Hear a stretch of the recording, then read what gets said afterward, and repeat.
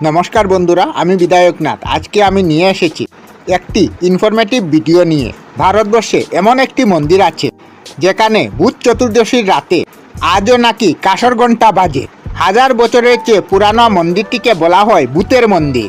মধ্যপ্রদেশের মোরানা জেলায় অবস্থিত এই 150 ফুট উঁচু এই মন্দিরটি ভগবান শিবের উদ্দেশ্যে উৎসর্গিত।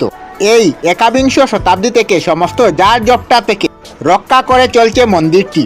এই মন্দির সম্পর্কে বলা হয় যে এটি নাকি ভূত দ্বারা নির্মিত হয়েছে। বড় বড় পাথর দিয়ে তৈরি এই মন্দির নির্মাণে কোনো সিমেন্ট পুলির ব্যবহার হয়নি। মন্দির দেখলে মনে প্রশ্ন জাগে, মন্দিরটি পড়ে না গেলেও মন্দিরটির চারপাশ ধরে কিভাবে দাঁড়িয়ে আছে। মন্দিরের আশেপাশে নির্মিত অনেক ছোট ছোট মন্দির কালের নিয়মে ধ্বংস হয়ে গেলেও এই মন্দিরে তার কোনো প্রভাব পড়েনি। মন্দিরের গঠনশৈলী যেমন অবাক করে, তেমনি অবাক হতে হয় মন্দিরে ব্যবহৃত পাথরগুলি দেখে। মন্দিরটির আরেকটি আশ্চর্যজনক ব্যাপার হলো যে পাথর দিয়ে মন্দিরটি তৈরি করা হয়েছে তা আশেপাশের এলাকায় পাওয়া যায় না। কথিত আছে ফাঁকা মাঠে দূর দূরান্ত থেকে পাথর এনে এক রাতে ভূতেরা এই মন্দিরটি তৈরি করেছে। মন্দিরের অনেক জায়গায় লক্ষ্য করলে দেখা যায় মন্দির কার্য অসম্পূর্ণ রয়ে গেছে। প্রচলিত বিশ্বাস বলে রাতের অন্ধকার কাটতেই ভূতেরা কাজ বন্ধ করে দেয়, সেই জন্য মন্দিরটি পুরোপুরি তৈরি হয়নি। স্থানীয়রা বলে ভূত চতুর্দশীর রাতে এই মন্দির থেকে ভেসে উঠে কাঁসর ঘণ্টার আওয়াজ। কে বা কারা পূজা করছেন তা মন্দিরে গিয়ে দেখার সাহস হয়নি কারোরই।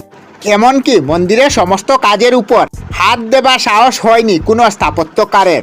এই কাকনমঠ মন্দিরে নেই কোনো পুরোহিত। কাকনমঠ মন্দিরের ইতিহাসে আরও একটি গল্প বলা যায় যে এই মন্দিরটি 1100 শতকে কচুয়াও বংশের রাজা কীর্তিসিংহের রাজত্বকালে নির্মিত হয়েছিল। রাজা কীর্তিসিংহ এবং তার রানী কাকনবতী ছিলেন ভগবান শিবের একান্ত ভক্ত। রানীর নামে মন্দিরটির নাম রাখা হয় কাকনমঠ।